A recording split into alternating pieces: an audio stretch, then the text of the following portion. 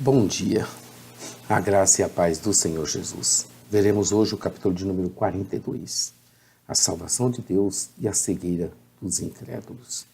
Deus salva, mas tem muita gente que é incrédula. Nós estamos vendo o livro de Isaías, que tem 66 capítulos, e estamos no capítulo de número 42. Estamos nos baseando nos comentários e referências da Bíblia de Estudo de Genebra para fazer as nossas reflexões. O livro de Isaías foi dividido em 4 grandes partes e nós estamos na última parte, que é Isaías e o julgamento babilônico. Começou no capítulo 40 e vai terminar no último capítulo, no 66.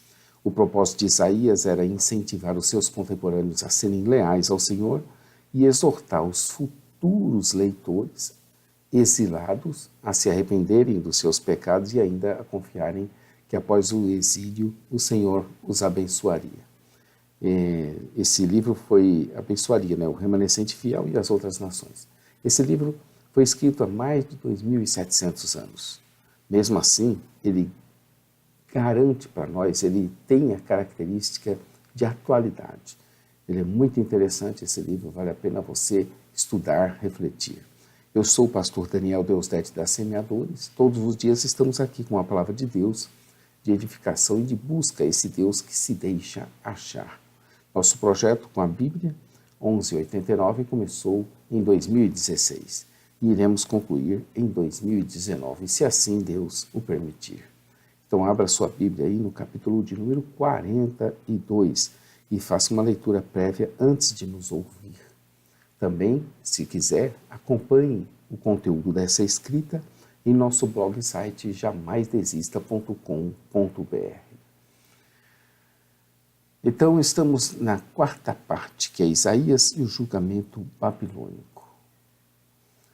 As inúmeras profecias nessa parte, que ocupa uns 27 capítulos, estamos no capítulo de número 42, foram direcionadas basicamente aos exilados, para encorajá-los a escapar de seus captores e para, obviamente, retornarem pela fé à terra prometida.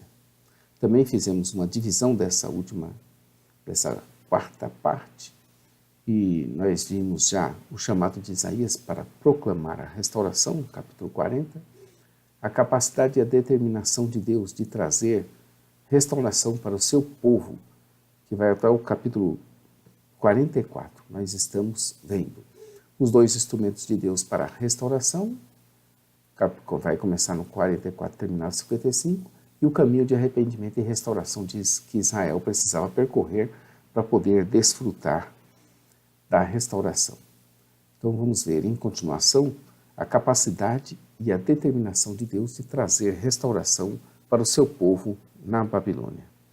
Como também já dissemos, dos versos 40, do capítulo 40, verso 12 ao 44, 23, estaremos vendo o poder de Deus na restauração do povo de Deus, sendo que muitos duvidaram que isso seria possível. As profecias proferidas visavam assegurar aos israelitas no exílio que eles não precisavam temer, pois que Deus seria plenamente capaz de cumprir a promessa da aliança. Também essa parte foi dividida em blocos, e nós já vimos uma discussão sobre o poder de Deus, já vimos essa parte. Um pronunciamento judicial contra as nações também já vimos. Um pronunciamento judicial contra os ídolos também já vimos. Salvação para Israel também já vimos. Uma discussão para a cegueira e a surdeira, uma discussão, essa na parte número 6, uma discussão sobre a cegueira e a surdez de Deus. É isso mesmo. E também agora que nós iremos ver, e a salvação para Israel, e um pronunciamento judicial contra as nações e os ídolos. Então, salvação para Israel no capítulo 42, do verso 1 ao 17. Novamente, o profeta Isaías assegura a Israel quanto à sua salvação. Ele celebra aqui o servo fiel, ideal e a linhagem real. E essa parte da salvação para Israel foi dividida em 3 sessões. O anúncio da salvação vai até o verso 9. Um cântico de louvor interveniente, do verso 10 ao verso 3, e a conclusão do anúncio da salvação, do 14 ao 17. Aqui, o servo sustentado, o escolhido do Senhor, é quem trará a salvação a Israel, e não qualquer outro. A salvação vem do Senhor. Confere aí, Jonas 2:9. A imagem do servo sustentado e escolhido contra o seu foco em Jesus. Em contra. O termo foi aplicado ao Israel fiel antes da sua vinda e aos apóstolos e à igreja depois do seu advento. Ele seria bem diferente de tudo o que já antes tinha falado, porque ele não viria para condenar ou para julgar, mas para salvar o que havia se perdido, e que ansiava pela salvação de seu Deus e que se encontrava confuso e cansado na caminhada da vida. Ele seria todo o prazer e deleite do Senhor, por causa da plenitude do seu Espírito Santo em sua vida, como que estaria a nos comunicar que o mesmo Espírito também estaria conosco. Sem clamor, sem exaltações, sem fazer ouvir a sua voz em praça, sem trilhar cana quebrada, sem apagar o pavio que fumega, e com verdade, trazendo a justiça e todos prontos a ouvi-lo e a obedecê-lo. O servo seria maior que Moisés, porque mediria uma nova aliança que, por fim, garantiria que todos os crentes cumpririam a sua lei de maneira perfeita. Isso aconteceu de forma plena.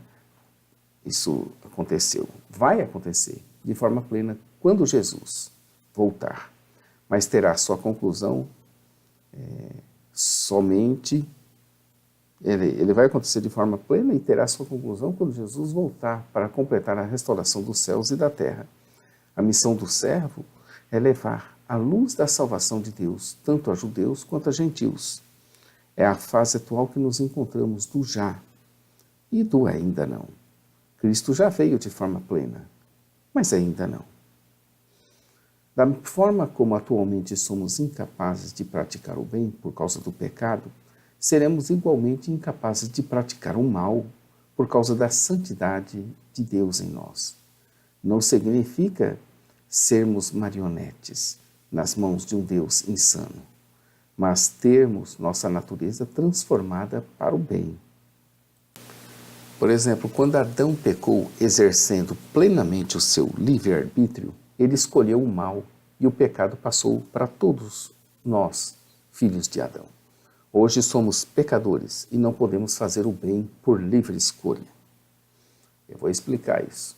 Da mesma forma, quando Cristo venceu a morte e o pecado, e ele nos possibilitou nele agora nossa escolha para o bem e passou sua santidade para todos nós, de forma que recebemos dele gratuitamente a salvação, e a santidade passou para todos nós, pelo segundo Adão. O Senhor é o Deus de toda a criação, incluindo as nações. Ele, por ter criado todas as coisas, ele é o Senhor que dá fôlego à vida. Ele é o Criador e o sustentador da vida humana, que capacitaria o servo a transformar a terra por meio de uma nova vida espiritual.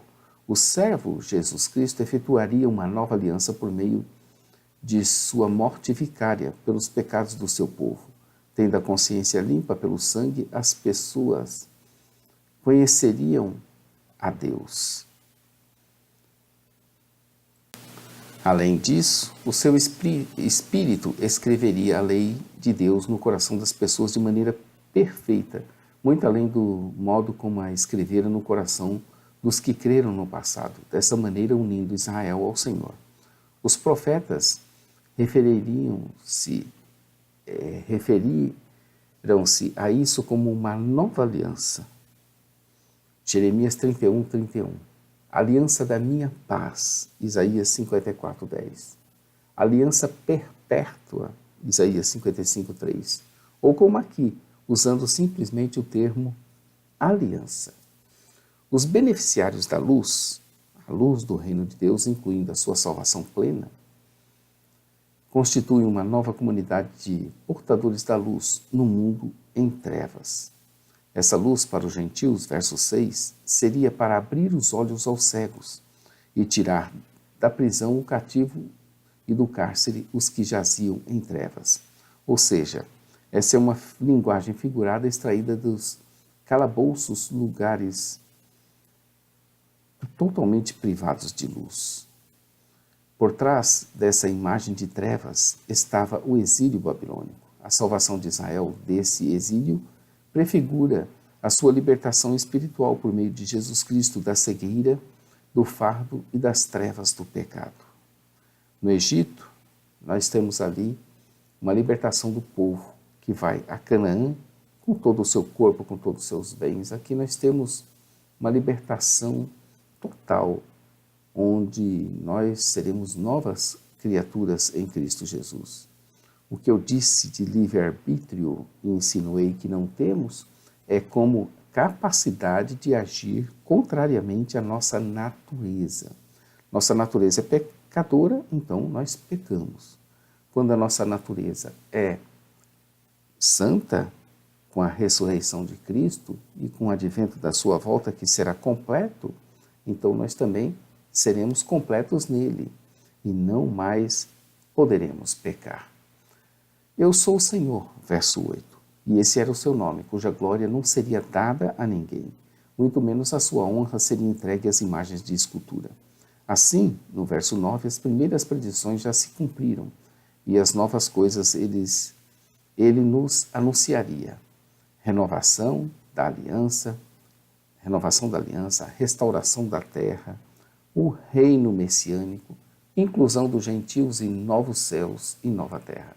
É Deus quem planeja, proclama e executa, e sua palavra vai finalmente e fielmente se realizar. Veja aí no verso 8 do capítulo 40. Um cântico de louvor interveniente, versos 10 ao 13. Nos versos 10 ao 12, o louvor pela prometida vitória de Deus sobre as nações interrompe o anúncio do que Deus iria fazer. Os redimidos cantariam um cântico novo de vitória, como Moisés e Miriam fizeram quando testemunharam os atos da salvação de Deus, e em todo lugar onde os filhos de Deus poderiam ser encontrados. O Senhor recebe assim a aclamação de seus súditos. No verso 13, o Senhor sairá como valente, como homem de guerra, nos passando uma imagem de Deus como guerreiro divino, em quem está a esperança. Ele clamará, mas não com o sentido da mesma maneira, de desespero, mas de alegria, de grande gozo e de zelo. É a garantia que ele irá cumprir todos os seus planos. Isso. A conclusão do anúncio da salvação, dos versos 14 ao 17. Dos versos 14 ao 17, vemos o relato do retorno do uso da primeira pessoa, iniciando a ligação entre os versos 1 ao 9. O Senhor agora completa a sua promessa de agir no futuro. O progresso do reino de Deus pode ser aparentemente lento, mas o Senhor vai realizá-lo em sua plenitude. Por isso que ele agora apresenta um novo ato ligado à restauração do exílio. E ele que outrora estivera calado dará gritos, como a de uma parturiente, ou seja, como de uma mulher no final da gravidez e que está ansiosa para dar à luz um novo filho. Por ora, apenas temos uma vaga ideia dos planos e propósitos de Deus, e muitas coisas ainda nos permanecem ocultas e estranhas.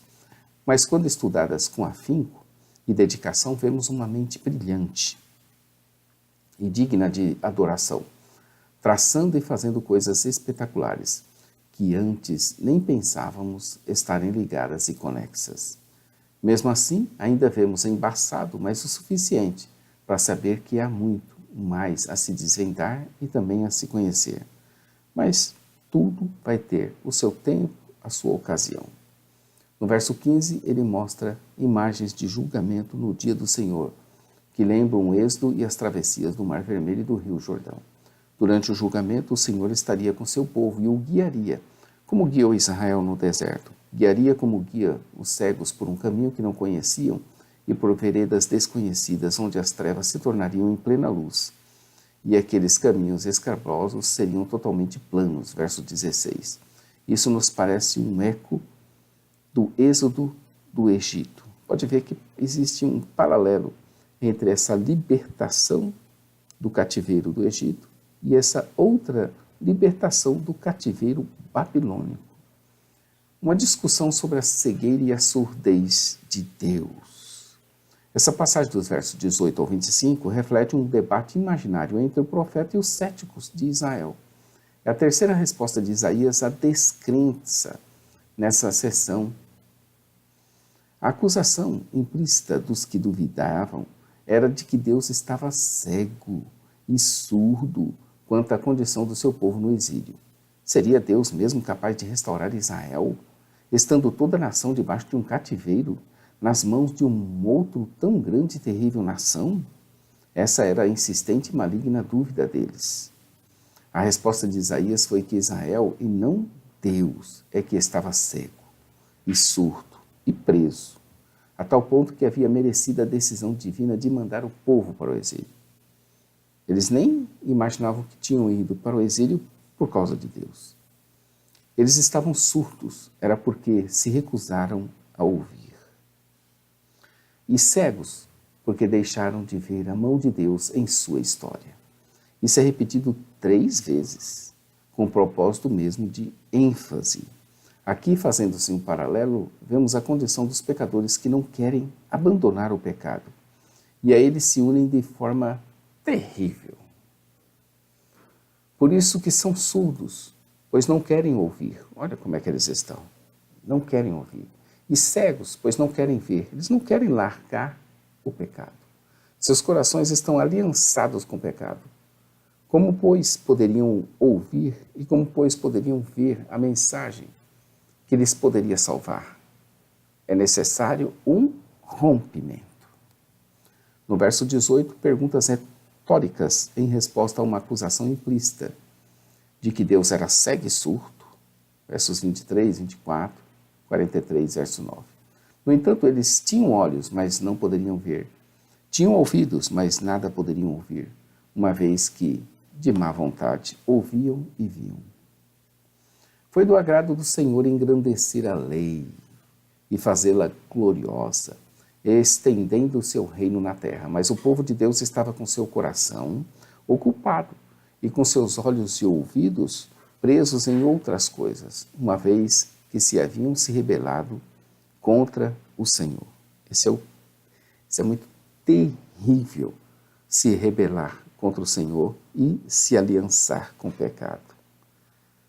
Na sua ira, o guerreiro divino levantou-se contra o seu próprio povo por meio das devastações assíria e babilônica de Samaria. Mesmo assim, não fizeram caso, porque primeiro foi Samaria, depois Judá e, por fim, Jerusalém. Apesar da severidade do julgamento de Deus, a acusação a qual se refere Isaías, verso 19, indica que Israel não havia se arrependido. E pior, não tinha se humilhado diante de Deus. O capítulo 42 começa dizendo assim: Eis aqui o meu servo, a quem sustenho, o meu eleito, em quem se apraz a minha alma. Pus o meu espírito sobre ele. Ele trará justiça aos gentios. O último verso, 25, diz: Por isso derramou sobre eles a indignação da sua ira e a força da guerra, e lhes propôs labaredas em redor. Porém, nisso não atentaram e os queimou, mas não puseram nisso o coração. Por que razão não ouvis a minha voz? Lembram-se dessa pergunta? Ela perguntava o Senhor no Evangelho de João ao povo que o escutava. Por que razão não ouvis a minha voz? A sua resposta e conclusão foi de que não poderiam ouvi-lo, porque eles eram do diabo e queriam satisfazer-lhes os desejos. O pai deles era o diabo. Confira em João 8, versos 43 até o verso de número 47. Concluímos o capítulo 42, amanhã veremos o capítulo 43, onde veremos o grande desafio da pregação de Isaías junto junto aos incrédulos. Pregação junto aos incrédulos. Interessante. 2 objetivos eu já vejo nisso aí, hein? Para pregar para os incrédulos. O primeiro deles, vou só antecipar um pouco. O primeiro deles é salvação dos que vierem a crer. Porque se continuar incrédulo, a palavra é juízo. Vai servir de testemunha contra eles. A espada que corta, a espada mata. Fiquem com Deus. Deus abençoe você. Continue aí a nos ouvir. Curta o nosso vídeo. Inscreva-se no nosso canal. Conheça nosso blog e site jamaisdesista.com.br, onde a parte escrita da narrativa se encontra lá no Jamais Desista. Também conheça a nossa loja virtual, semeadores.com.br, nossa loja física no centro de Taguatinga, em Brasília, no Distrito Federal. Servimos o Brasil todo. Conheça também a nossa rádio, radio.ossemeadores.com. Todos os dias estamos aqui orando por cada um de vocês a partir das 8h30. E aos sábados, a partir das 15 horas, com o Momento Missionário, Palavra de Vida, pastor Johnny Ramos. Fiquem com Deus, o Senhor abençoe cada um. Como dissemos sempre, Maranata, ora, ora, vem, Senhor Jesus. Deus te abençoe.